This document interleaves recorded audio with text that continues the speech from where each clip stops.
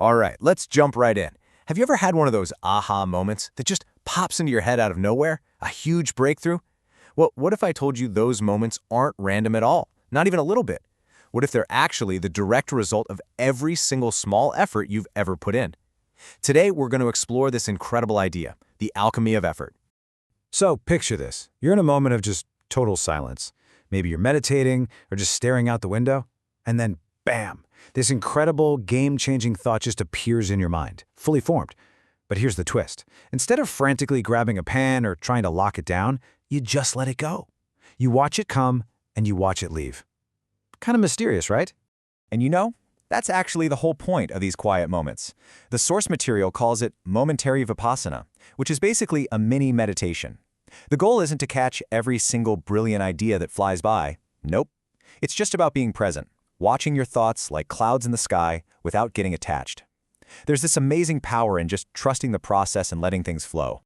Okay, this connects to something you and I experience literally every single day. You know how you're scrolling on your phone and you don't even have to like anything?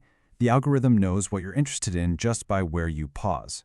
Your silent, unspoken attention is literally shaping your digital world. So that begs a huge question, right?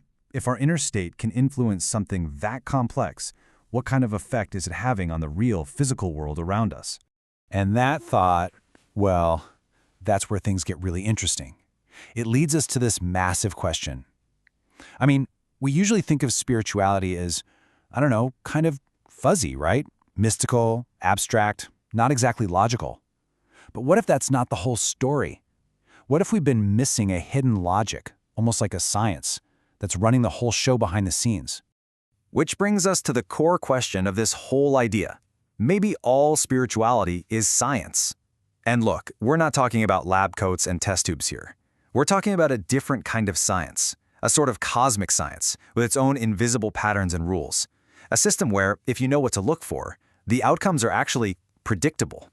Okay, so this introduces a really cool way to think about a term you probably heard before, spiritual redemption. But I want you to completely forget the old definition of just being forgiven for something.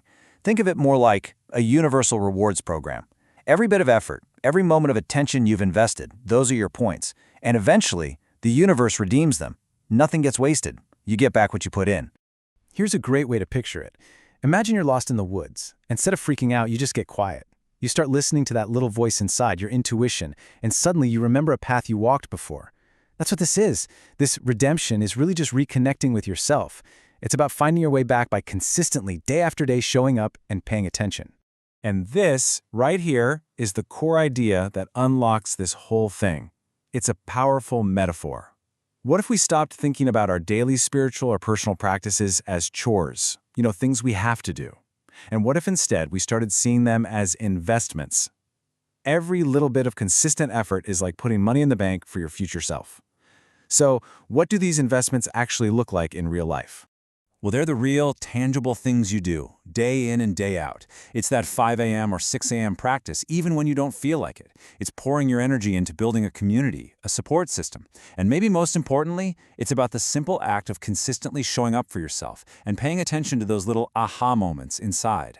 These are your deposits into that cosmic bank account. And here's the magic part. This is where the payoff happens.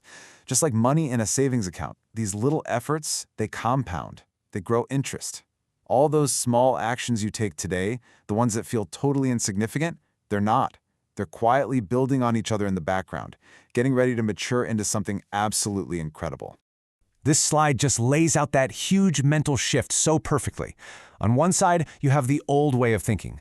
Breakthroughs are just random miracles. Pure luck, lightning striking from a clear blue sky.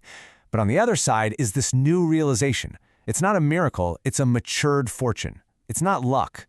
It's the fruit from a tree you planted years ago and watered every single day. You earned this. It wasn't just handed to you. I mean, you can just feel the excitement in this quote, can't you? Wow, what a message in this realization. It's that feeling, that rush when everything suddenly clicks. It's like an avalanche of insight, where your whole past suddenly makes sense and you realize none of your effort was ever wasted. It all counted. So, let's just break down this whole alchemical process. It's really 4 steps. Step 1, you invest consistent effort every day.